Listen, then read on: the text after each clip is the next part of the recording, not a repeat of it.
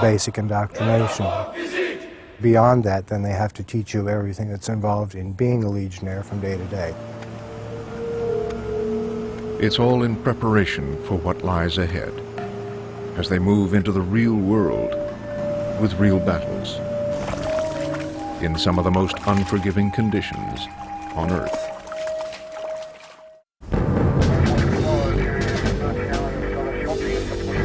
For almost 2 centuries, the desert has been a battleground for the French Foreign Legion. Chad, Tunisia, Morocco, the great garrisons of the African dunes. Once Legionnaires pass their 4 months of basic training, they may wind up here, Djibouti, one of the hottest countries on Earth. The thing about Djibouti is it's so far away from what we consider to be the conventional world. You're away from the eyes of anybody. Anything can happen. You follow orders, because if you don't, you can disappear. Perched on the Horn of Africa, this former French territory is a mere fraction the size of France, with 1/100th the population. But it's where the action is. Captain Philippe Delapelle commands a Legion unit isolated in the desert. It is a very good place for us because it is close from Somalia, Ethiopia, Eritrea, so places which are quite dangerous.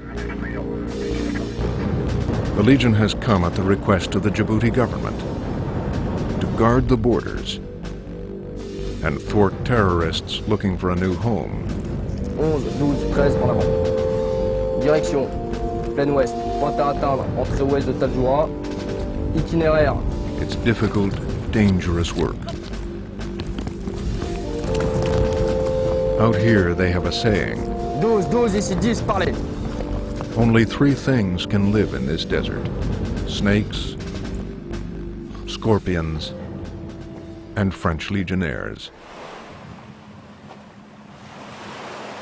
To learn how to survive in these extreme conditions, new Legionnaires hit the beach at Arta Plage, the desert training center, home to the Legion's 1-month graduate course of the sands. I think training in the desert is very important for us. The French soldiers are numerous in Africa, and we have to know the specific conditions of fighting in desert. It's a very good school for us to be here in Djibouti. Allez, suivant. Allez, radiateur. Regarde. Regarde derrière. Regarde. Radiateur. Regarde. Gauche droite. Gauche droite. Early each morning, Legionnaires like Wolf Dren awake for desert commando training. Gauche droite. Gauche droite. Coup de boule. I'm expecting a physical effort. I want to find out how much I'm capable, mentally and physically.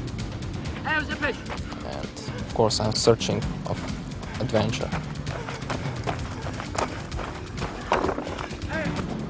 Even at 6 a.m., the mercury climbs above 100 degrees.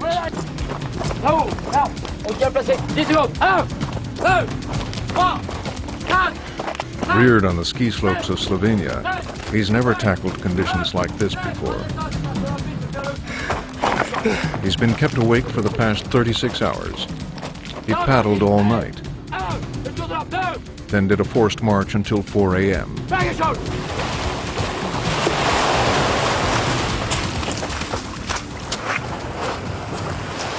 It's difficult to prepare for a challenge like this. It's one time, it's the last, I hope. Legionnaires pride themselves on their camaraderie, but they also learn to function as an army of one. Like all elite units, they master hand-to-hand combat, using whatever's available. The subtleties of the knife and the garrote. We're not a special force.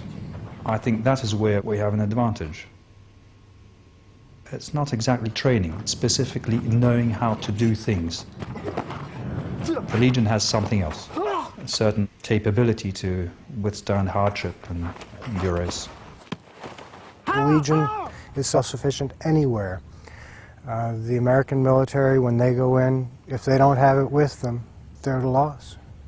We're so used to dealing with, making do with nothing, that we take what we need, water and ammo.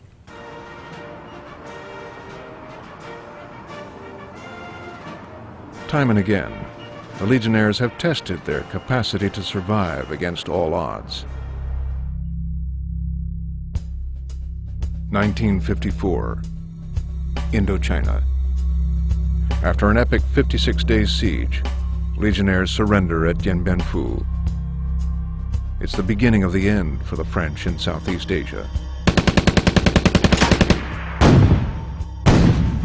After nearly a decade of war, 10,000 Legionnaires have perished.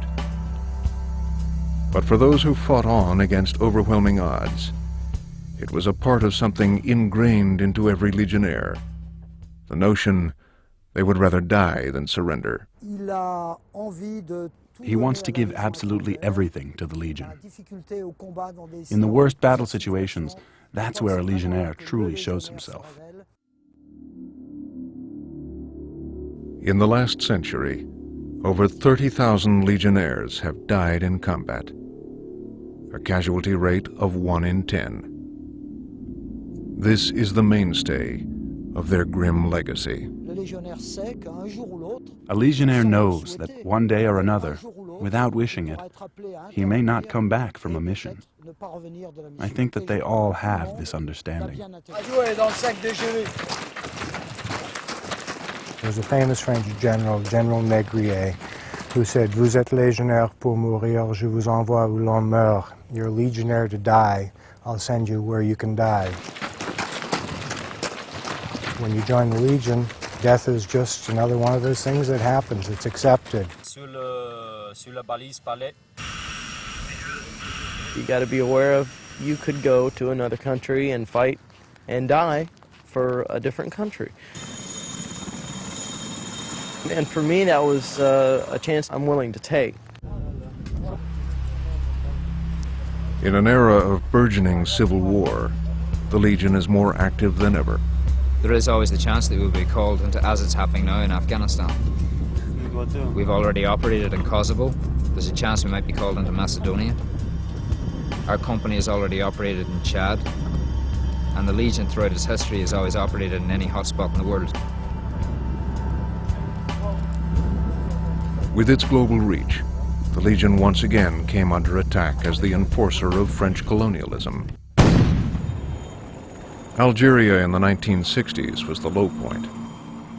Desperate for independence, Algerian freedom fighters faced off against the Legion. For years the battle raged. Thousands on both sides died. In the end, the Legion was not only defeated, but denounced for its brutality. Not everything is peaches and cream. The world is a rough place for a lot of people. Just because things are cushy here in America for most people doesn't mean that that's what they are elsewhere in the world.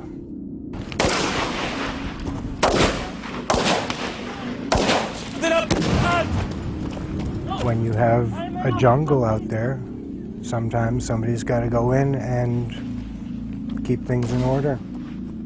And it's not always easy to keep things in order. Sometimes certain measures have to be taken. The Legion continues to play a major role in supporting French interests around the world. The Legion is always doing something, somewhere.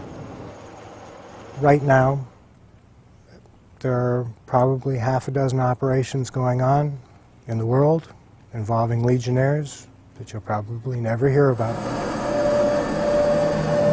Places like South America,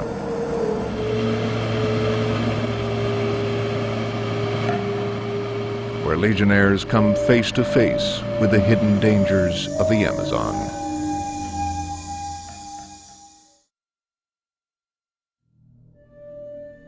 Dawn in French Guiana. An ocean away from the Eiffel Tower. A little piece of France in the jungles of the Amazon.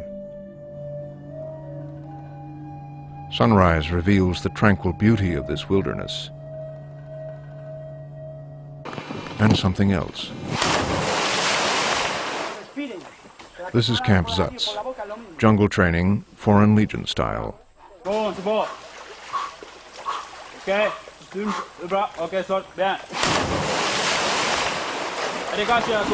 Armies from around the world come here to train. Only the Legionnaires keep coming back. Fergal Keating is a jungle warfare specialist, nearing the end of his second 5-year contract.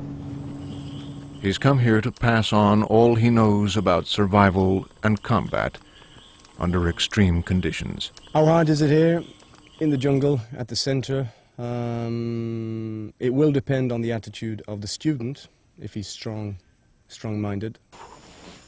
The jungle is where the strong become weak and the weak become strong.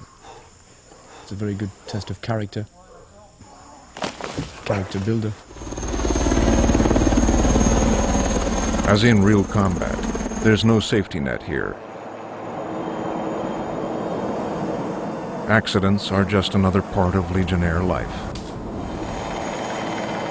If you train hard, there are a few casualties. It's a real risk. And if you die, well, that's one of those unfortunate aspects of training.